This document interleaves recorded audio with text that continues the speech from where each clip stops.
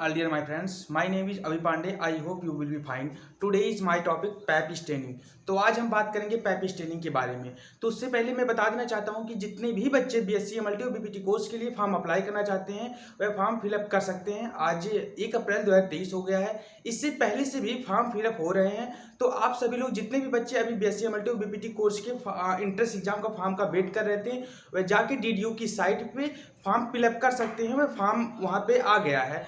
और जिसे BSc MLT और बीपीटी कोर्स के बारे में नहीं पता है कि क्या है यह कोर्स, उसके बारे में जानने के लिए आप डिस्क्रिप्शन में आपको लिंक दिया गया होगा, आप जाके वहाँ से उस बीएससी एमएलटी और बीपीटी कोर्स के बारे में आप पता कर सकते हैं।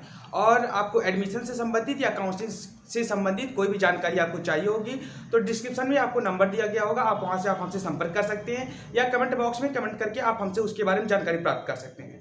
ठीक है, अब हम बात करेंगे पैप स्टेनिंग के बारे में कि क्या है पैप स्टेनिंग। तो पैप स्टेनिंग या पेपिनोकुलर स्टेनिंग भी इसे कहते हैं। तो सबसे पहले हम देखते हैं कि पेपिनोकुलर स्टेनिंग या पैप स्टेनिंग है क्या। ठीक है, तो पैप स्टेनिंग या पेपिनोकुलर स्टेनिंग जिस स्टेनिंग की बात मैं आपसे कर रहा हूँ यह कोई अलग स्टेनिंग नहीं है। जैसे हमने आपको कई बार पढ़ाया है, मेरा यूट्यूब पे वीडियो भी अपलोड है। जैसे मैंने आपको बताया था ग्राम स्टेनिंग के बारे में या एसिड फाज स्टेनिंग के बारे में, या मतलब एसिड फाज को जिल निल्सन स्टेनिंग भी कहते हैं। ठीक है, तो आपको कई स्टेनिंग के बारे में पता है। तो जैसे अदर स्टेनिंग हम करते हैं, जैसे ग्राम स्टेनिंग हो गया, एसिड फाज स्टेनिंग हो गया, या जो भी स्टेनिंग हम करते हैं, वैसे हम एक पैप स्टेनिंग भी करते हैं। या हिस्टोपैथोलॉजी में या साइटोलॉजी में भी हम पैप स्टेनिंग को करते हैं। कुछ ज़्यादा अंतर नहीं। जैसे ग्राम स्टेनिंग में हम उसमें रिएजेंट डालते हैं और सारी चीज़ डालते हैं, जैसे उस चीज़ को हम कलर करते हैं, सेम प्रोसेस इसका भी है, बस इसको थोड़ा अलग है क्योंकि हम इसे साइटोलॉजी में करते हैं। ठीक है, अब देखिए हम करते क्या है, कैसे क्या सारी चीज़ें हैं, इसका जो यूज है और सारी चीज़ें हैं, कैसे क्या सारी चीज़ें होती हैं, उस चीज़ के बारे में हम यहाँ पे देखते हैं। ठीक है, तो देखते हैं कि क्या है पैप स्टेनिंग। पैप स्टेनिंग का एक दूसरा नाम है पेपिनिकुलर स्टेनिंग भी इसे कहते हैं। ठीक है, पेपिनिकुलर स्टेनिंग क्यों कहते हैं? क्योंकि जो पैप की स्टेनिंग के बारे में जिसने बताया था उस साइंटिस्ट का नाम पैप था, उस साइंटिस्ट का नाम पेपिनिकुलर था। ठीक है, जिसकी वजह से उन्होंने अपने नाम पे ही इसे पैप स्टेनिंग दिया या पेपिनिकुलर स्टेनिंग दिया। देखिए मैंने आपको यहाँ पे बताया कि this technique is name after doctor George and Papanicolaou. ठीक है, तो उन साइंटिस्ट का नाम ही पेपिनिकुलाई था। इसी के आधार पे उन्होंने इस टेक्निक का नाम भी पेपिनिकुलाई दिया। ठीक है, आई होप आपको इतनी बातें मेरी समझ में आई होंगी। अब बात करते हैं कि इंट्रोडक्शन के बारे में क्या है पैप स्टेनिंग। ठीक है, तो पैप स्टेनिंग की इंट्रोडक्शन की मैं आपको बता दूं कि it is the routine staining procedure. मतलब यह जो प्रोसीजर है रूटीन प्रोसीजर के अंतर्गत आता है। कहाँ पे? हिस्टोपैथोलॉजी में। ठीक है, तो देखते हैं it is a routine staining procedure using cytology laboratory. मतलब साइटोलॉजी लेबोरेटरी में यह एक मतलब कह सकते हैं रूटीन स्टेनिंग प्रोसीजर में आता है। ठीक है, उसके बाद फिर से आपको कहा गया कि this technique is name after doctor George and Papanicolaou the father of the exfoliative cytology. इन्हीं वैज्ञानिकों पेपिनिकुलाई वैज्ञानिक को या इसी साइंटिस्ट को साइटोलॉजी का जनक भी कहते हैं। ठीक है, उसके बाद देखिए it is a polychromatic staining. मतलब इसमें जो पॉलीक्रोमेटिक का मतलब हो गया मेनी कलर। मतलब इसमें जो हम डाई यूज करेंगे वह मेनी कलर, मतलब कह सकते हैं कि मतलब कई कलर, पॉली मतलब अधिक, क्रोमेटिक मतलब कलर, इसमें कई सारे कलर देंगे। अब कहाँ पे कौन सा कैसा क्या कलर देगा, कौन सी डाई का क्या कलर है, उस चीज के बारे में हम आगे जानेंगे। बस इंट्रोडक्शन में इतना ही था कि it is a routine staining procedure. इसका जो प्रोसीजर है या जो यूज होता है यह रूटीन में आता है। कहाँ पे किस लैब में इसका यूज होता है पैप का? तो पैप का अक्सर करके साइटोलॉजी में, अक्सर क्या कह सकते हैं, यह साइटोलॉजी में ही इसका यूज होता है या हिस्टोपैथोलॉजी में ही इसका यूज होता है। ठीक है, उसके बाद हम बात करते हैं प्रिंसिपल के बारे में। किसके? पैप स्टेनिंग के प्रिंसिपल की बात करते हैं। ठीक है, तो पैप स्टेनिंग का प्रिंसिपल हम देखते हैं कि प्रिंसिपल क्या है पैप स्टेनिंग का। ठीक है, तो पैप स्टेनिंग के प्रिंसिपल की अगर बात करूं तो Pap staining is contain both acidic and basic dye. ध्यान से सुनिए, Pap staining contain both acidic and basic dye. Pipe staining जो है यह एसिडिक एंड बेसिक दोनों डाई को रखता है या कहते हैं कंटेन करता है। ठीक है, अब देखिए क्या है, acidic dye stain basic component of the cell. ध्यान से सुनिए, पैप स्टेनिंग जो है वह दो डाई, इसकी जो क्वालिटी है दो डाई को रखता है। कौन कौन से? एसिडिक डाई और बेसिक डाई। लेकिन ध्यान से सुनिए, एसिडिक डाई जो है, मान लीजिए जैसे हम एसिडिक डाई यूज कर रहे हैं तो सेल में जो बेसिक कंपोनेंट होगा उस चीज को यह जाके कलर देगा। मेरी बात समझ में आ रही है? मैं एसिडिक डाई की बात कर रहा हूं। एसिडिक डाई जो है वह जब हम यूज करेंगे उस डाई को, वह डाई सेल के basic component of the cell को वह स्टेन करेगा, और जब हम बेसिक डाई का यूज करेंगे तो वह acidic component of the cell को डाई करेगा। ठीक है, मतलब उस चीज को स्टेन करेगा, उस चीज को वह रंग देगा। स्टेन का मतलब ये होता है यार कलर प्रोवाइड करना, मतलब जो भी हम स्टेनिंग करते हैं, स्टेनिंग का साफ सीधा मुद्दा होता है उस चीज को कलर प्रोवाइड करना जिस चीज के लिए हम उसे कर रहे हैं। ठीक है, ध्यान से सुनिए, एसिडिक डाई है तो basic component of the cell को स्टेन करेगा। अगर हम बेसिक डाई यूज करते हैं तो acidic component of the cell को वह स्टेन करेगा। यह इसका क्या है, प्रिंसिपल है। देखिए, Pap staining contain both acidic and basic dye. Acidic dye stain basic component of the cell and basic dye stain acidic component of the cell. Okay, उसके बाद हम देखते हैं डाई। अब हम इसमें कौन सा डाई यूज करते हैं, किसमें, पैप स्टेनिंग में। तो पैप स्टेनिंग के अब डाई की हम बात कर लेते हैं कि कौन सा क्या डाई यूज करते हैं इसमें। ठीक है, डाई की अगर बात करें तो हेमाटोक्सिलिन।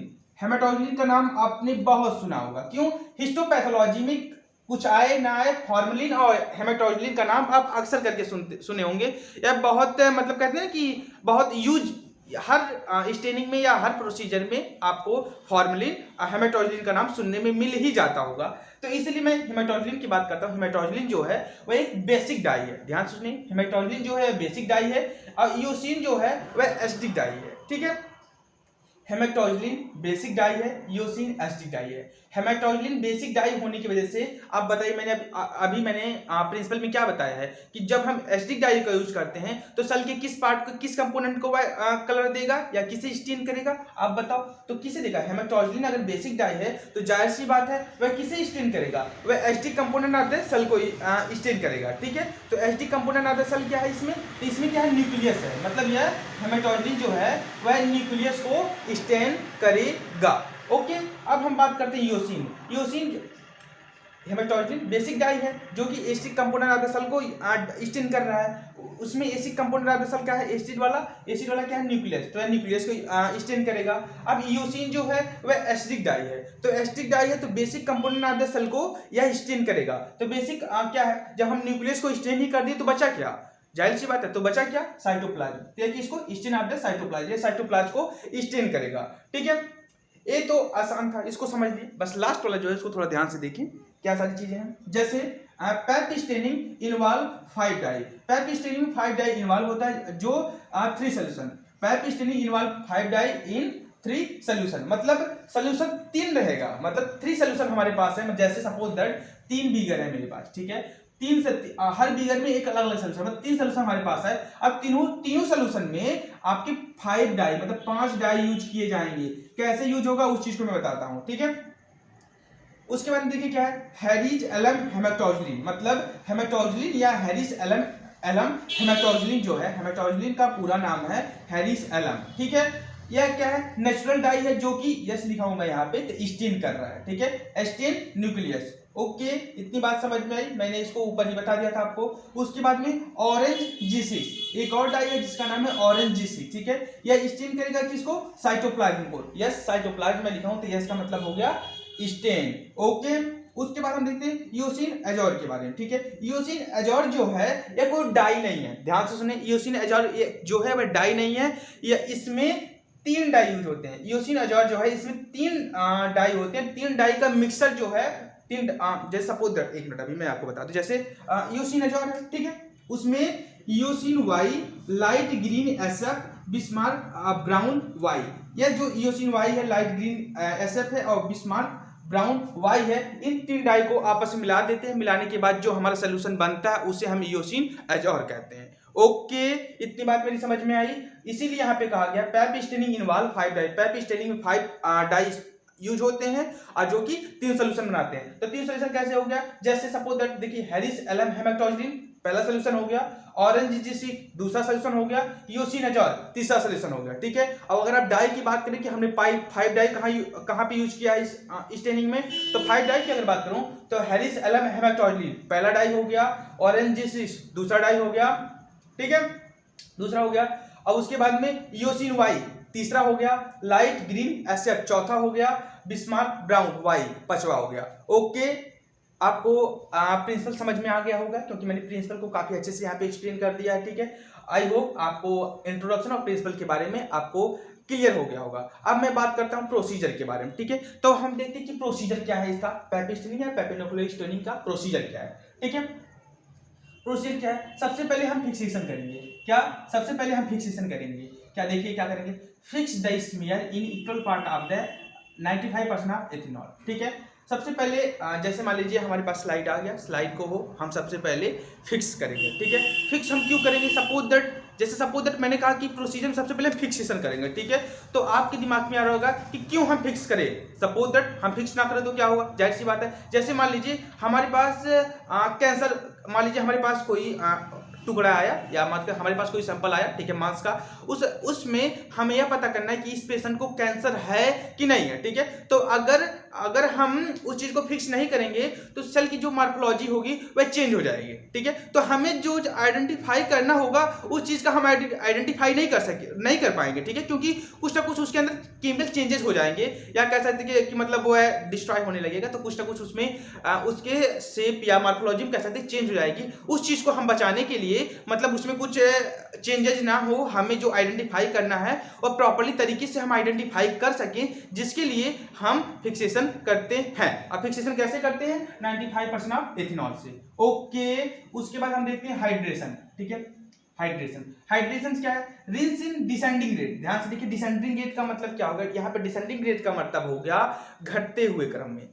डिसेंडिंग रेट मतलब असेंडिंग मतलब बढ़ते हुए, डिसेंडिंग मतलब घटते हुए क्रम में। कैसे घटते हुए क्रम में, उस चीज को मैं अभी बताता हूं आपको। जैसे rinse in descending rate of the alcohol and water for 10 second. ठीक है, उस स्लाइड को हम जैसे मान लीजिए डिसेंडिंग रेट का हो गया, जैसे मान लीजिए हम एक बीकर आपको यहाँ पे दिख रहा होगा। ठीक है, इसमें आपका अल्कोहल है। ठीक है, अल्कोहल है, वह कितना 95% है। 3 बीकर लेंगे, जिसमें से हम पहले बीकर में 95% अल्कोहल डालेंगे, दूसरे वाले बीकर में हम अल्कोहल लेंगे कितना 70% अल्कोहल डालेंगे, तीसरे वाले बीकर में 50% डालेंगे। यही जो अल्कोहल का जो कंसंट्रेशन है, इसी को डिसेंडिंग रेट यहाँ पे कहा गया है। ठीक है, अब उस जो स्लाइड को हम फिक्स कर दें, उस स्लाइड को हम क्या बोलते हैं 10 सेकंड हम तीनों में डीप करा के निकालते हैं। जैसे मान लीजिए 95% है। ठीक है, उस स्लाइड को हमने लिया 95 वाले में और 10 सेकंड डाल डीप करवा दिया। ठीक है, जैसे मान 95 का ये बीकर, जैसे मान लीजिए ये बीकर है, सपोज दैट ये बीकर। ठीक है, अब ये बीकर है, बीकर में इस बीकर में 95%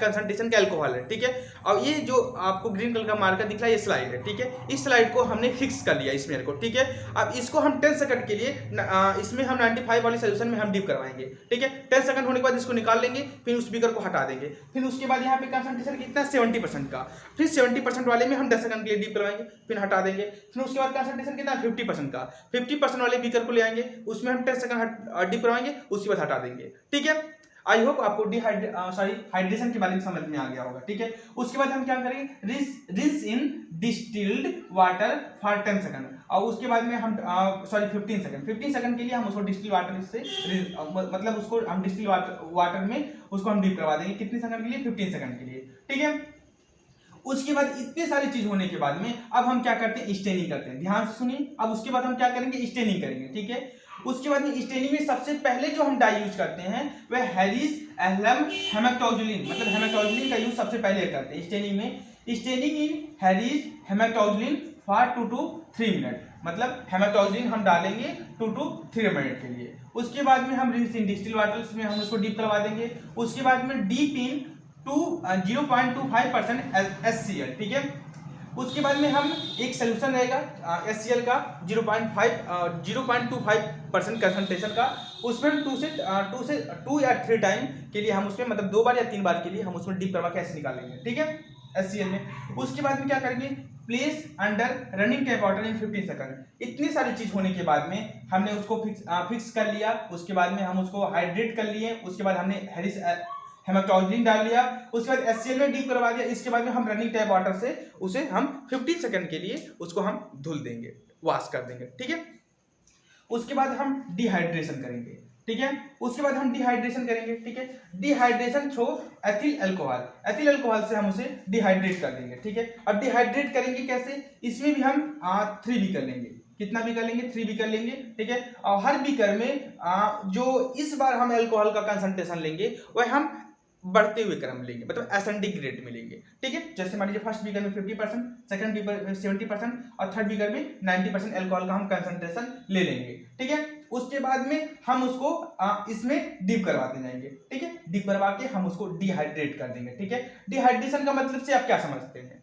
ठीक है, मैंने कहा डिहाइड्रेट करेंगे या डिहाइड्रेशन करेंगे, तो डिहाइड्रेशन का मतलब क्या हो गया? रिमूवल ऑफ द क्या होगा? वाटर, मतलब डिहाइड्रेट करें, मतलब वाटर को हम बाहर निकाल रहे हैं। ठीक है, डिहाइड्रेशन का मतलब हो गया उसे हम वाटर उसमें से हम बाहर निकाल रहे हैं। कहां से? टिश्यू से। ठीक है, या जिस चीज का हम स्लाइड बनाए हैं वहां से हम वाटर को रिमूव कर रहे हैं। ठीक है, डिहाइड्रेट कर रहे हैं। ठीक है, उसके बाद क्या करेंगे? स्टेन इन ऑरेंज ग्रीन या ऑरेंज ग्रीन को ही OG6 फॉर 2 मिनट के लिए, मतलब OG6 नाम की जो या ऑरेंज ग्रीन नाम की जो डाई है उसे हम 2 मिनट के लिए हम उस पे डालेंगे। किस पे? स्लाइड पे।